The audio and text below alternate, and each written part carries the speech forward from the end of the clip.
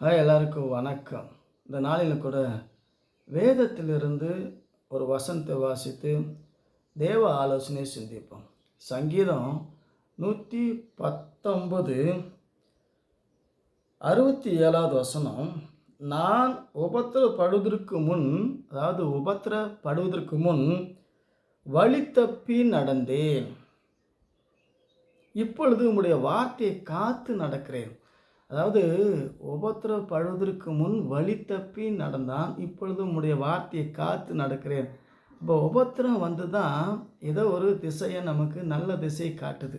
அதுலேயே இன்னும் 71வது வசனத்தில், நான் உபத்திரப்பட்டது நல்லது, அதனால் உமது பிரமாணத்தை காத்து கொள்ளுகிறேன். நான் உபத்திரப்பட்டது நல்லது.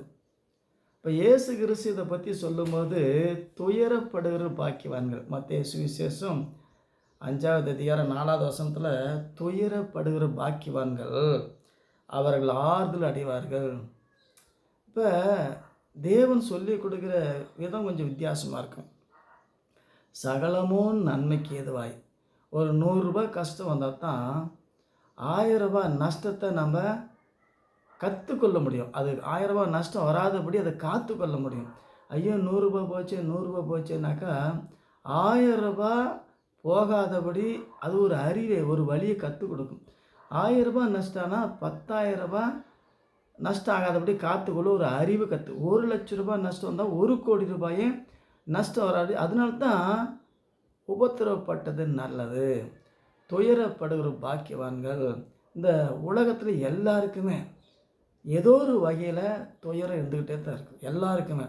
யூதருங்க பாருங்கள், அறிவாளிங்க, புத்திசாலிங்க. ஏசு அங்கே தான் பிறந்தார், அவங்களுக்கு பல தீர்க்கதரிசிகளை அனுப்புனார். ஆனால் பேச்சு கேட்டாங்களா? அப்புறம் 1800 வருஷமாக நாடோடிகளாக பண்ணாங்க.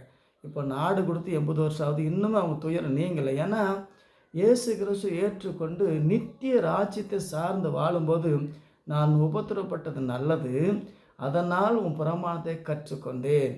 யாரெல்லாம் உபத்திரப்படுறாங்களோ அவங்க இயேசு கிறிஸ்து பக்கம் வருவதற்கு அது ஒரு வழி, அது ஒரு மார்க்கம். சுகபோகமாய் வாழுகிறவர் உயிரோடு செத்தவர்கள். இன்றைக்கி சுகம், எங்களுக்கு சந்தோஷம், மகிழ்ச்சி, நாங்களாம் புகழ்ச்சியாக வாழ்கிறோம். என்ன பண்ண போகிறீங்க வாழ்ந்து? இந்த உலக வாழ்க்கை புகழ்ச்சியும் கிடையாது, மகிழ்ச்சியும் கிடையாது, துக்கமும் கிடையாது, கஷ்டமும் கிடையாது. எல்லாருக்கும் ஒரு வழியை கற்றுக் கொடுத்து தேவன் தன்னை அறிந்து கொள்ளும்படியாக பல மார்க்கத்தில், பல உபத்திரத்தில், பல போராட்டத்தில் தேவன் நம்மளை வைப்பார். ஆகவே துயரப்படும்போது உயர பார்க்கணும். அபிரகாமுக்கு குழந்தைங்க இல்லை, இயேசு அவனை அழைச்சிட்டு போய் வானத்தின் நட்சத்திரத்தை எண்ணி பாருனார். என்ன அது, எப்படி புரிஞ்சுக்கிறது? எண்ண முடியாத ஒரு சந்ததி இருக்கணும், ஆனால் வீட்டில் ஒரு குழந்தையும் கிடையாது.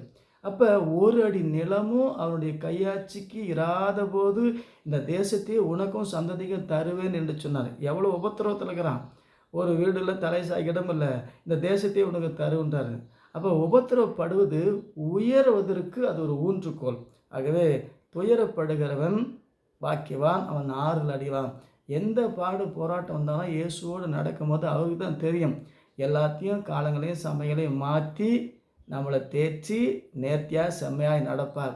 ஆகவே நம்ம சேனலை இயேசு வழி திருச்சபை இதை சப்ஸ்கிரைப் பண்ணி பெல் பட்டன் டச் பண்ணிங்களா, உங்களுக்கு ஆசீர்வாதமாக கர்த்தர் உங்களை ஆசீர்வதிப்பார். மீண்டும் சந்திப்போம். வணக்கம்.